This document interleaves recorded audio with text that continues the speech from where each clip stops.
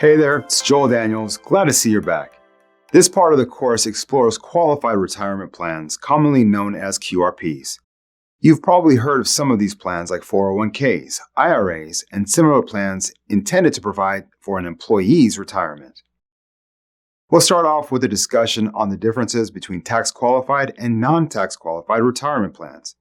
A qualified plan has certain tax allowances that non-qualified plans do not contain, and we'll make sure to detail those differences.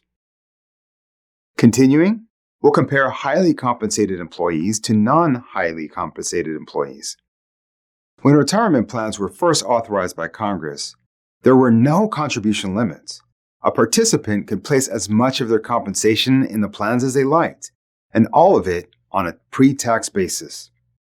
This seriously tilted the table in favor of the highly paid employees, and the federal government responded to this issue with a new set of rules. The Employee Retirement and Income Security Act, or ERISA, was created in 1974. This legislation was intended to level out the playing field for retirement plans. Through its laws and rules, it also amended the Internal Revenue Code by requiring employers that installed retirement plans to prove they were non-discriminatory and didn't favor highly paid employees. Next up are the characteristics of qualified plans. We'll look at the differences between defined contribution and defined benefit plans, vesting schedules, and the federal tax consequences of taking money out of the plans before age 59 and a half. The next major part of the lesson discusses the many different types of plans. As we discussed, there are qualified and non-qualified plans. While the lesson is titled Non-Qualified Plans, it's important to learn the differences between them. Each retirement plan explored will look at the types of employers that install plans, how the tax angles work, and how the plan receives its contributions.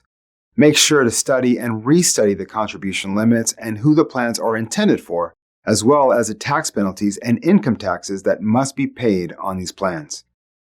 Another important part that you will study are the required minimum distribution rules. This will act as a good refresher.